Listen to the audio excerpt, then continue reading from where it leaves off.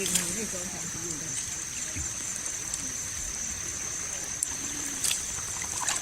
้ยบาทที่นี่ว่าชั้นป่า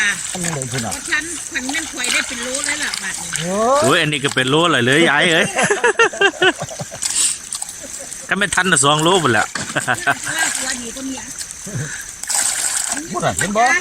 ตัก3 เที่ยวหุ่นตัวเนี่ยเห็นบ่ตัก3 เที่ยวอ่ะถึงว่าบนเป็นโลยังไงตัก3 เที่ยว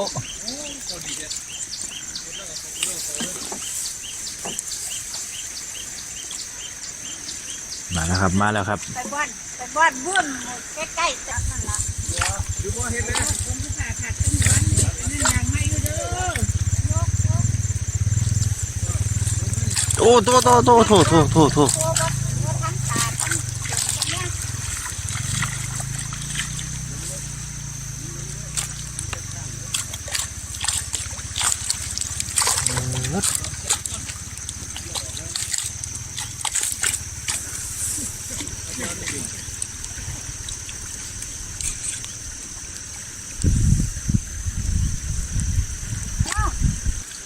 โอ้น้ำบกเลี้ยวอยู่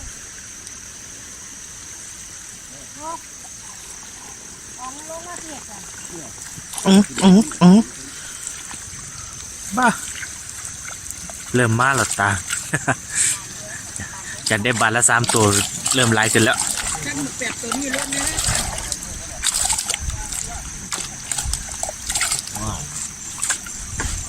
เอามาหลายเจ็ด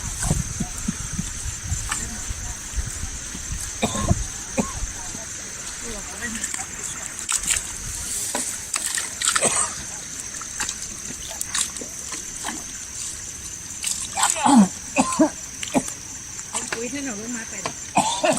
บ่อยู่มังลักทดน้ำมาละป่ามาแล้วพ่อตาพ่อไปตั้งโดนดักบื้อมันไปบื้อออกตั้งแต่ปลายเลยมันทักทางเลยเว้ยแล้วทำนี่ภูมิใจแล้ว4 ทุ่มจะบอกเมียเด้อเขาบอกเห็ดตบเขาบอกเห็ดผสมเอาเฮ็ดหยังบ่เอาไปเลยปลาแดกย่างเดี๋ยวอ้อมย่างเห็นซึ้งใจเลยใส่ปลาแดกนั่นแหละนึกว่ามันนี่ดุ่มบนต้นหอมพื้นกัน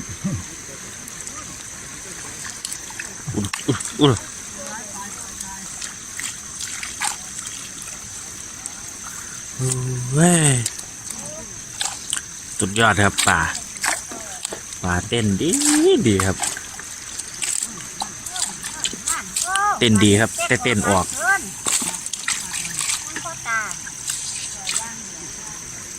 นี่ตะปลาตัวย่างเดียวงามพร้อมนี่โอ้ยมันใจเขียนยืนอยู่คือบ่มีตัว1 2 3นี่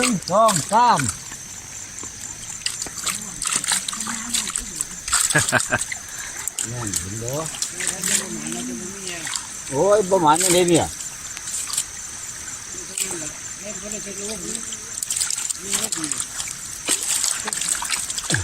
อย่าว่าบ่หมานแม่บ่หมานปานนี้ละเนี่ยเจ้าพอดี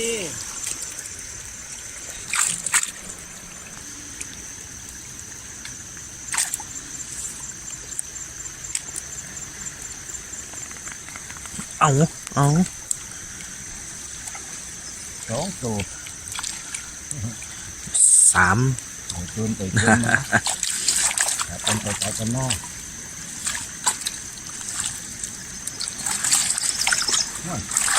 ขึ้น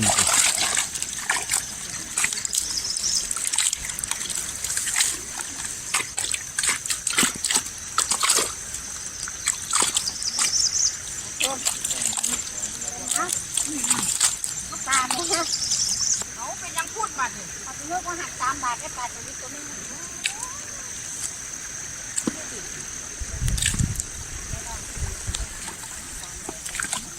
คือมูเพิ่นน่ะแยกกว้างกว่าแยกคุณไปใช่ไหมย้ายคุณก็นั่งต่ออยู่หันละกันย้ายคุณยกกับต้นที่แยกแล้วได้หลายกันย้ายกว้างบ่ นี่นะครับผมคลิปนี้ก็สิขอปักไว้แต่เพียงแค่นี้ครับผมเดี๋ยวทำมาเบิ่งกันคลิปต่อไปครับผมเพราะว่าคลิปนี้เดี๋ยวผมจะเอาเขาไปไว้บ้านก่อนนะครับผม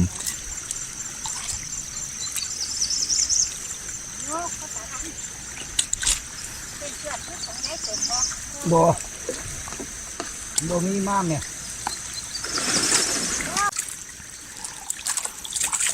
เพิ่มเพิ่มเพิ่มเพิ่มโอ้ย โอ้มันอยู่เปลวน้ำมันลงไปบ่ได้ พูดอ่ะ ซ้ำนี่ก็ภูมิใจแล้วล่ะไม่ต้องเอาเทียนละโลดอกเล่นมาไว้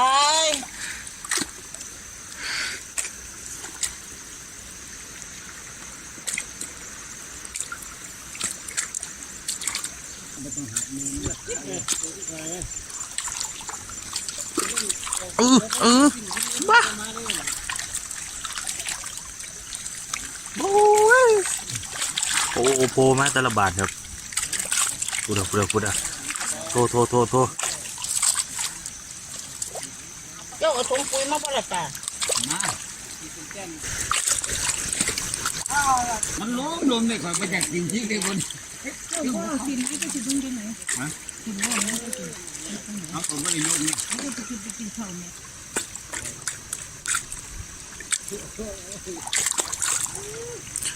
ปั๊บครับพูดอ่ะโลครับโทครับผม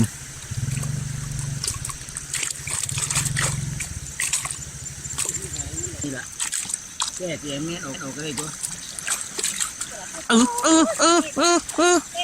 ไวไฟมึงเบิ่งดูไวไฟเอ้ย ไม่ได้ยินแล้วขอดี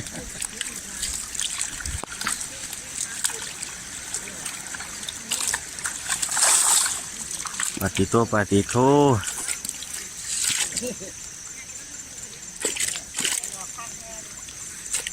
ตั้งเสียงตัวนั้นมัดขึ้นเอวมันมัดขึ้นเอว มาแล้วครับโดดแล้วครับโดดอีกแล้ว แต่ว่าโดดออกครับ เล็กน้อยบาน หน่อยลงแล้วครับบัดนี้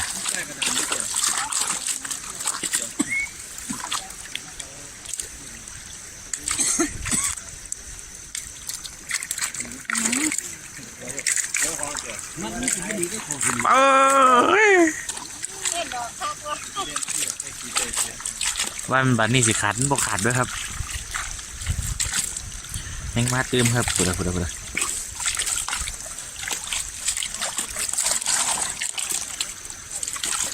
น้องมายกข้างใต้เวลาคันบ่เตือกอ่ะ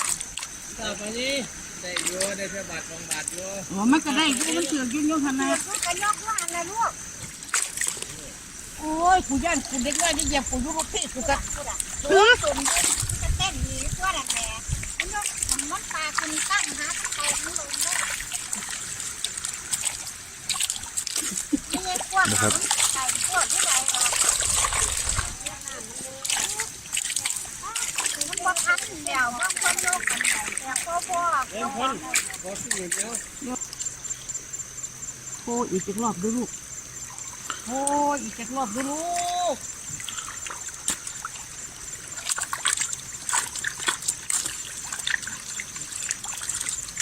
อู้วนนะแม่นเบาโพก็ได้หลายครับพูดอะพูดอะ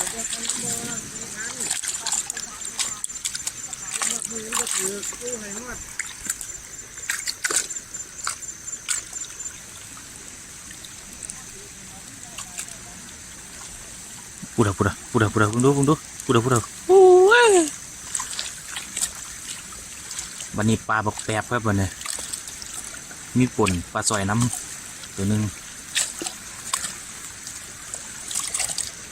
มันมากันเป็นงูเป็นกลุ่มครับเบิ้งครับเป็นอยู่ในของนี่โอ้ปลาอย่างง่ายๆเลยย้ายปลาตะเพียนติเนี่ย ปลาตะเพียน โอ้เนี่ยปลาตะเพียนตัวบักใหญ่ครับ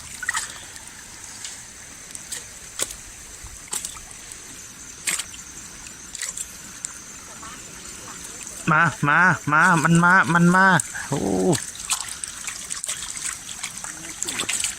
อ๋อ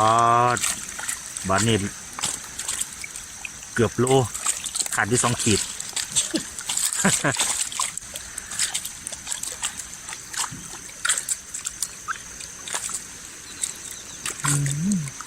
จะรุ่งสร้างคาดแต่ บ่เป็นตาเอาเนาะครับมันโอ้โหมันปลาใหญ่นะครับวันหนึ่งหันปลาใหญ่เขาสะดุ้งมีผู้ใดกล้าเอาโอ้มันบ่โดดอ่ะ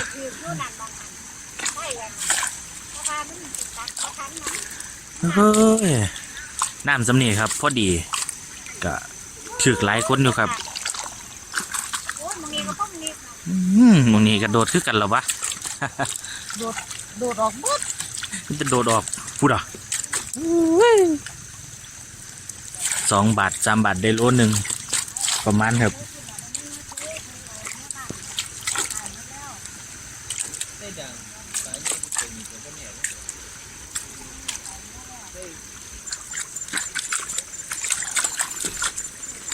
นี่ครับนานครับบ้าโอ้ ถ้าปูอยู่ใส่ย้อนลงมาให้ในลูกพี่ รถบ่ได้อยู่นี่คุณรถอยู่ไหนคุณ เอาหวยไว้ก่อน หากินมา มันคว้าแล้วกันไป ไอ้ล่ะ อ่อนนั่นน่ะ ออกเปิดของอย่างน้ำบาดเนี่ย นั่นมันบ่กินนะ ของ นั่นกินมันเบาปลาบ่ออกไปนั่นเด้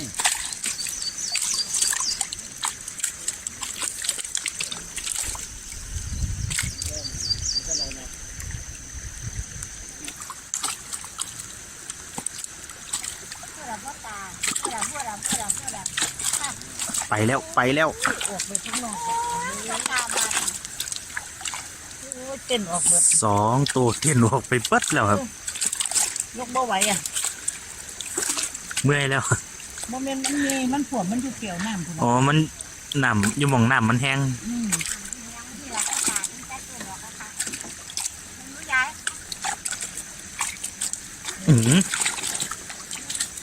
โอ้ ตัว 2ครับ แล้วก็ปลาสวยตัวนี้ก็มี โอ้ปลาต่อตัวใหญ่อยู่ครับ ตัวนี้ตาเอ้ยเจ้าจะปลาสวยไหน เอา โอ้ใส่ก้อนนี้เป็นยังเออ ครับดินดอกแดบจะปลาน้อย ปลาเปียกเอาไม่รู้ไม่หมดเช่นยายอยู่ไหนได้ครับ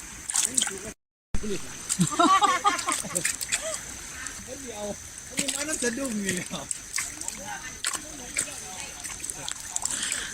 เอาเลยครับ มันเกี่ยวสะดุ้งไว้มันได้ โอ้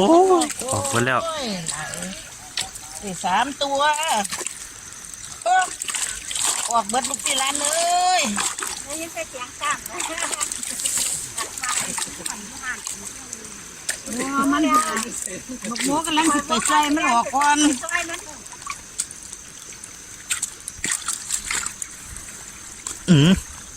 บ้า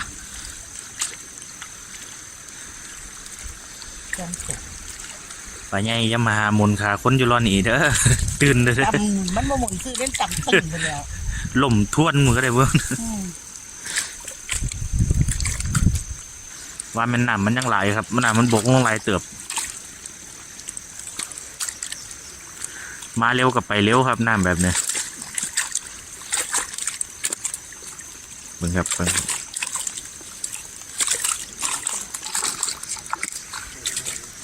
เต้นพวกก็สองคนนี่ลูก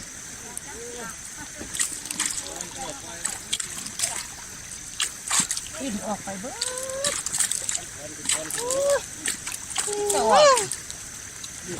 ออกหลายก็ได้มันสิโง่มันตื่นจะรุ่งเขาสิโง่ขึ้นมาไงมันนอกปลาตัวนั้น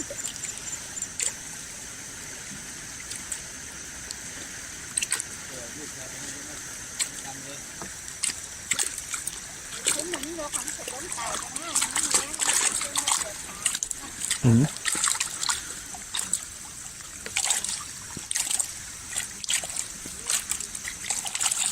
ปลาบักแป๊บครับ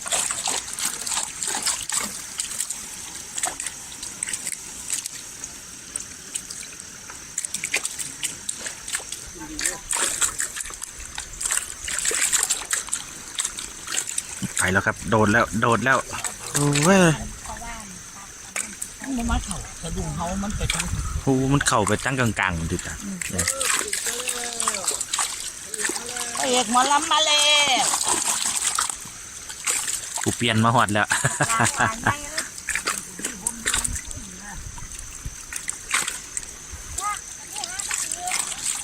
เด็กหน่อยอายุหน่อยก็ผมนะครับ แต่ว่ายกสะดุ้งเก่งๆครับผม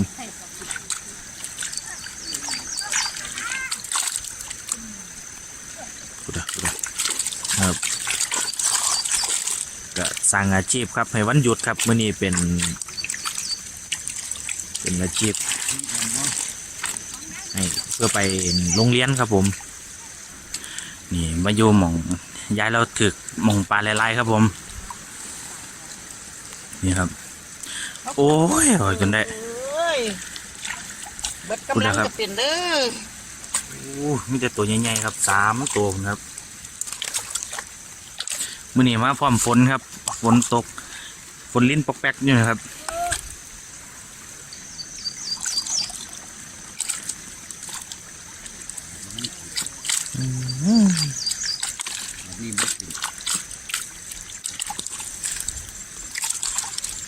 ก็ตั้งไปทั้งนี้เลย